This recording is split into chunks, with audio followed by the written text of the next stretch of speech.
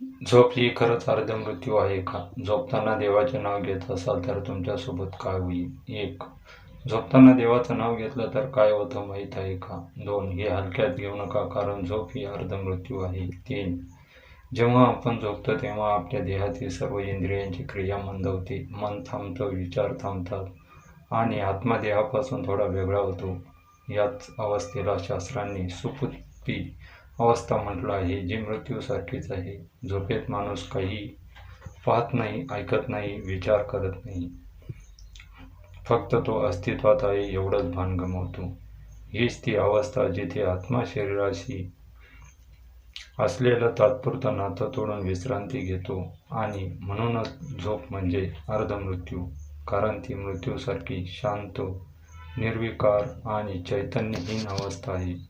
हिंदू धर्मात म्हटलं आहे, प्रत्येक रात्री आपण मरतो आणि प्रत्येक सकाळी पुन्हा जन्म घेतो. सकाळी उठल्यावर आपण पुन्हा त्या देहात प्रवेश करतो, पुन्हा त्या कर्मात गुंततो. म्हणून प्रत्येक झोप ही सूक्ष्म मरण आहे आणि प्रत्येक सकाळ सूक्ष्म जन्म. झोपेतून आत्मा प्राण घेऊन देहातून वरच्या लोकात प्रवास करतो. म्हणूनच कधीकधी आपण स्वप्नामध्ये मृत नातेवाईकांना भेटतो, काही अद्भुत दृश्य पाहतो. कारण ती स्वप्न केवळ कल्पना नसतात, ती आत्म्याच्या प्रवासाची झलक असते.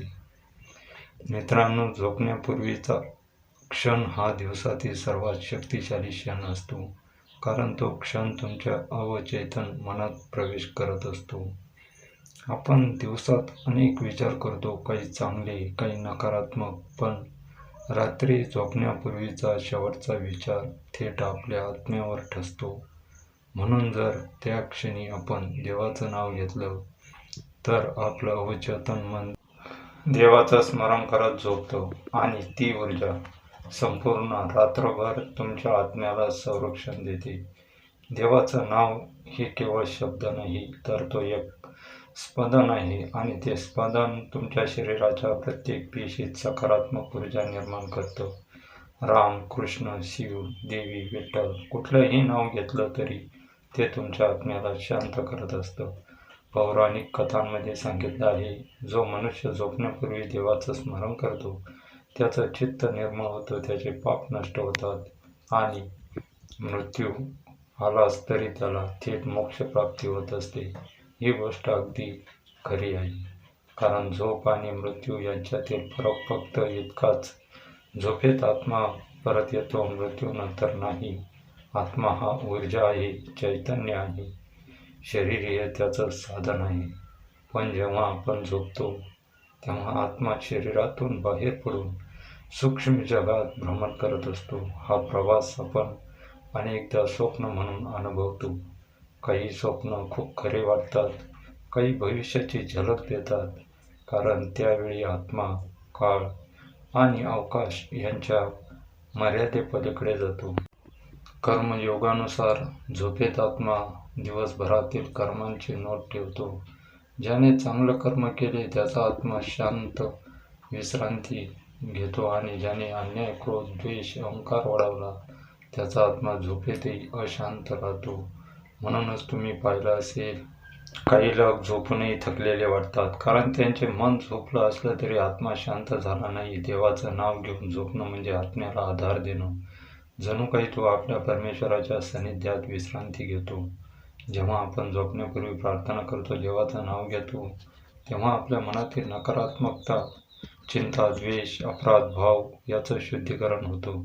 हीच प्रक्रिया म्हणजे कर्मशुद्धी. देवाचं नाव घेणं म्हणजे देवाला आठवण नाही, तर स्वतःच्या आत्म्याला देवत्वाला जागं करणं आहे. हिंदू धर्मात असं म्हटलं आहे, देवस्मरण पापनाशन भवती, म्हणजे देवाचं स्मरण हे पापाचा नाश करतं.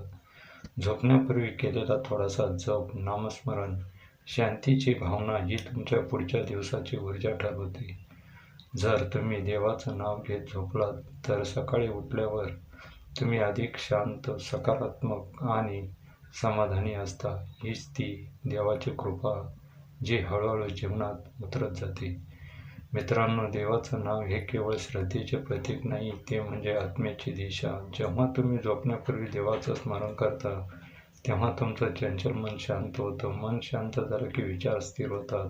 विचार स्थिर झाले की कर्मात सातत्य येते आणि हाच सातत्य म्हणजे प्रगतीचा पाया होईल. देवाचं नाव म्हणजे परमशक्तीशी जोडलेली अदृश्य तारेची दोरी इतकी घट्ट, तितकं आयुष्य अधिक संतुलित आणि स्थिर होतं. अशा व्यक्तीचा आत्मा नेहमी संतुष्ट राहतो, कारण त्याला माहीत असतं की मी एकटा नाही, देव माझ्यासोबत आहे. अशा माणसाचं भाग्य स्वतःच त्याचं नाव ओळखू लागतं. आयुष्यात अडथळे येतात, पण तो डगमगत नाही. तो प्रत्येक सकाळी नव्या शक्तीने उभा राहतो, कारण त्याने प्रत्येक रात्र देवाच्या नावात विसवलेली असते. म्हणूनच देवाचं नाव घ्या, कारण तेच नाव आहे जे तुम्हाला अंधारातून प्रकाशाकडे, अशांततेतून समाधानाकडे आणि अपयशातून प्रगतीकडे नेईल. मित्रांनो, जीवन हा झोप आणि जागेपणाचा प्रवास आहे. रात्र आली की आपण झोपतो, म्हणजे थोडे मरतो. सकाळ झाली की उठतो, म्हणजे पुन्हा जन्म होतो. म्हणून प्रत्येक झोपण्याआधी देवाचं नाव घेणं म्हणजे आपल्या मृत्यूला पवित्र करणं. कधी माहीत नाही ती झोप शेवटची ठरेल की नाही, पण जर देवाचं नाव ओठावर असेल ना, तर मृत्यू देखील मोक्षाचा मार्ग बनतो. म्हणून मित्रांनो, आजपासून दररोज रात्री झोपण्याआधी एक क्षण थांबा, डोळे मिटा आणि फक्त एकदा म्हणा, जय श्रीराम, ओम नमः शिवाय, जय माता दी, विठ्ठल विठ्ठल. त्या क्षणाने तुम्ही केवळ झोपतच नाही, तर स्वतःच्या आत्म्याला प्रकाशात विलीन करता. हीच खरी निद्रा, हीच खरी शांती आणि हीच खरी जागृती. आजपासून दररोज झोपण्यापूर्वी देवाचं नाव घ्या, कारण झोप म्हणजे अर्ध मृत्यू आणि देवाचं स्मरण म्हणजे अमरत्वाकडे जाण्याचा मार्ग. म्हणून ही गोष्ट शेअर करा, कारण कोणाचं तरी जीवन यामुळे बदलू शकतं. तर मित्रांनो, आजचा हा व्हिडिओ आपल्याला कसा वाटला कमेंट बॉक्समध्ये नक्की सांगा. व्हिडिओला लाईक आणि चॅनलला सबस्क्राईब करा.